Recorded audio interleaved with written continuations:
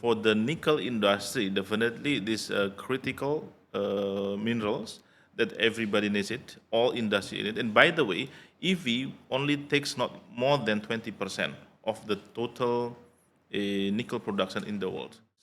As long as you submit all the required documents, in our experience, it's a big chance that you will get the license. Some guy comes, literally walks out of the forest with a machete and says, "That's my uncle's land." Oh, well, they say, "Oh, who are you? Okay. Where are you in the family tree?" And they right, have the yeah. detailed family tree. Yeah. And the guy is often shocked. Yeah.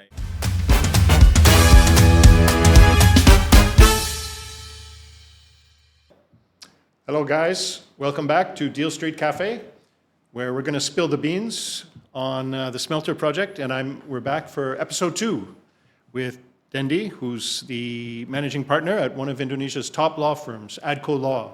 So we're going to be speaking hypothetically about a smelter, and we've chosen Central Sulawesi because that's the area for nickel, isn't it? It's the mine, like a mine of nickel. And this is where a lot of foreign companies go. Yep. Because EV is really sexy right now, right? Everyone wants to get nickel.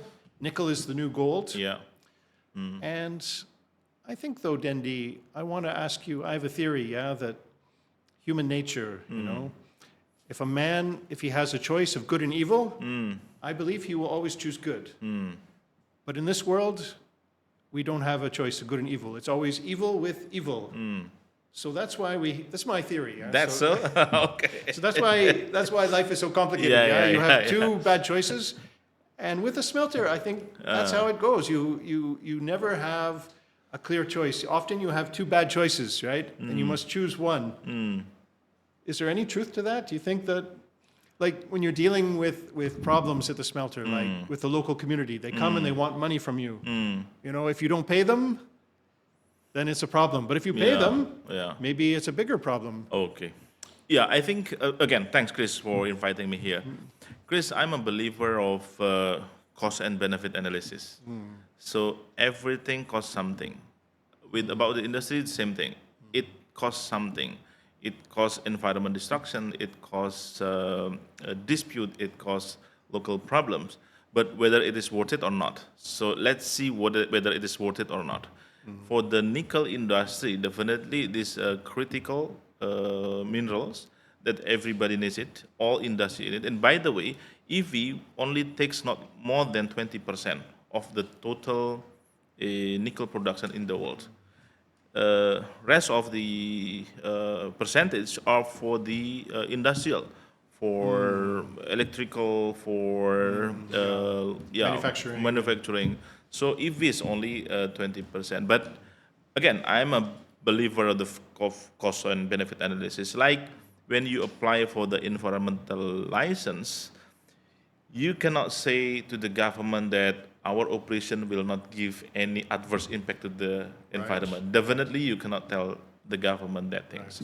So what you can tell is that, okay, we want to build this. This is the impact to the environment, and this is our measurement things to mitigate the impact to the government and to give the compensations to the impacted parties.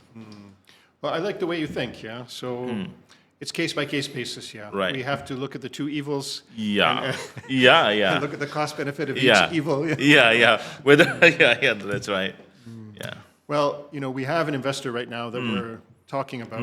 He's in Central Sulawesi, and he started very optimistic because he sees the value chain, he sees the opportunity in the world, and so he called us last time, and he expressed great optimism.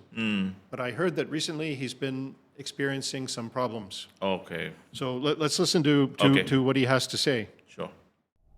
Hey, Chris, Dendi. I hope you're both doing well. I must admit that I'm feeling a bit overwhelmed at the moment.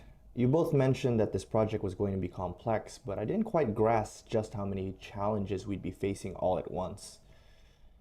The permit situation has become particularly frustrating. They seem to be stuck in a maze of bureaucracy with shifting requirements and no apparent authority to turn to for the approvals, Logistics are just as bad, equally as challenging.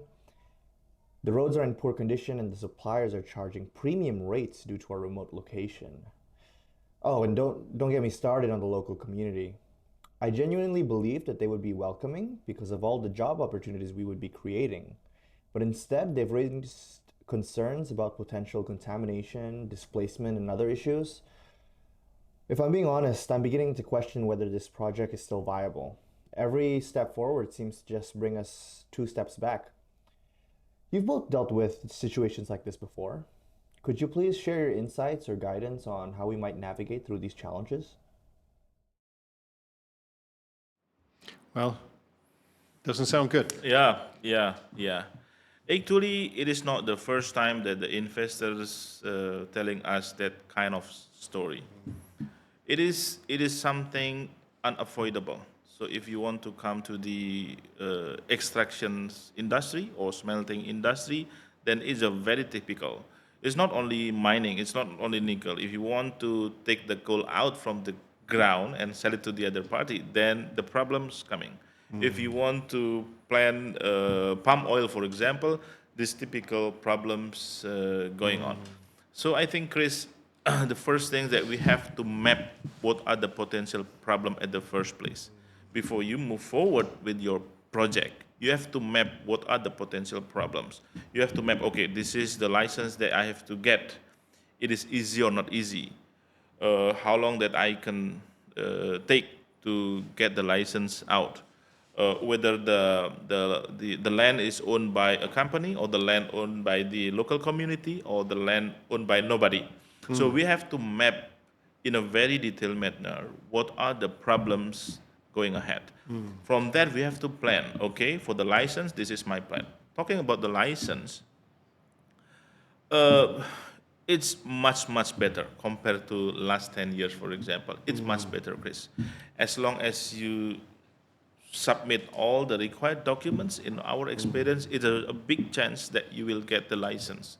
As long as you submit all the documents. In the last decade, for example, you can get it out just by hanky-panky, ngobrol-ngobrol, getting done. But now you cannot do it anymore. So you have to comply 100%. And definitely it's not the works that the top C-level must do. It's a very working level activities. So they have to prepare all in a very detailed manners, make sure that all in a perfect shape, and then submit to the government. The same thing apply for the land problems. They have to map before they set up, okay, I want to set up a smelter facility here. They have to identify, it is a forestry area. If it is, what kind of forestry? It is productions or it is the protected forest. If it is protected forest area, then you cannot do anything. So better to move to other places. So that kind of problem, big problem, actually can be avoided if you have done your homework before you set up and before you kick the project off. I've heard of a company, believe it or not, what they do is they go to the local community and they map the members of the community, like who is this person's father, grandfather, who is their son. Have you heard of this? For one purpose, yeah. It's unusual, yeah, but the reason why they do it, it's a company I met with, a Canadian company actually, and the reason they do it is that often when you have a land issue, someone comes forward, some guy comes, literally walks out of the forest with a machete and says, that's my uncle's land. Oh, well, they say, oh, who are you? Okay. Where are you in the family tree? And they right, have the detailed family tree. Yeah. And the guy is often shocked. And they say, yeah. okay, show us where you are in the family Yeah. tree. Oh. And this stops a lot of disputes. So this is a very innovative company, I think, where they go on the ground, like you say, they go on the ground into the nitty gritty, and they meet all the people in the community, and they connect all the dots. Who are you? Who is your aunt? Who is your uncle? So for any land dispute, they know who is who. Do you think that's going too far, or is that? I think it's a very innovative, but maybe it's not applicable for any case, for all cases. The very common is that you have to verify whether the land is registered land or not. If it is registered, then definitely there is only a single owner of a piece of land. It is impossible for a land owned by more than one person at the same time, theoretically speaking. Yeah, yeah. Okay. What about if the land is not registered? Then you have to go to the how do you say, village head office, kepala desa, to verify the land logbook, buku tanah, to see who are the occupants. It's not the owner. It's just the occupants of this land, and the historical of the occupancy is recorded in the buku tanah. So you have to verify that. Not all the kepala desa, the head of village, keep the buku tanah with them properly, but most of the location in Sulawesi, I think they do the job well. They keep the buku tanah well. So at least formally, there is something in record, the historical occupancy or ownership about the land. So that's something innovative. But in a formal way, you can do two approach. It is registered land or unregistered. Registered, you go to the land office. Unregistered, you go to the kepala desa. You seem to know quite a bit, Dendi. I'm just wondering, are there lawyers who they master all?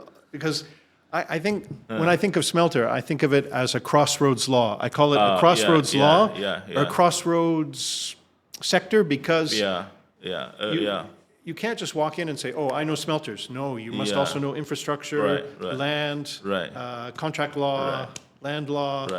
Are there lawyers at ADCO that you will call them to do a smelter and they're capable of doing all these things? Oh, he is with you now. I think you have to be like Superman.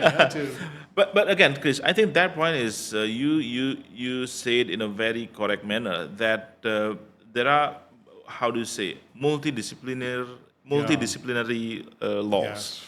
So we are not only dealing with the mining law, but we have to deal with the agrarian law. We have to deal with the forestry, the transportation. We have to deal with all kind of laws. And we have to deal with, I think, more than 10 government agencies with their own regional and local. So we have to regional deal with and central. So can many lawyers master all this, or is it this is a partner level thing, and then you farm it out to the lawyers? I think experience matters. Experience matters. From every single project, definitely there will be new experience. And for example, if you done 10 projects, so you will have 10 different experience, and it's very, it's very important for the clients to get the advice from experience point of view. You know, there's a theory I've heard, like, they will fight. They're fighting because they're fighting for the same consumers. But with a smelter, there's a theory that you have no competitor because the price is international, right? The price of nickel is international. So same with coal, So you're not fighting, you're not competing. You're only competing with yourself. Do you agree with that? I agree with that, but now the government they just set up a new regulations that the selling price of a commodity determined by the government. So in the old days, the government set up the price, but the price set up by the government must be based on the index.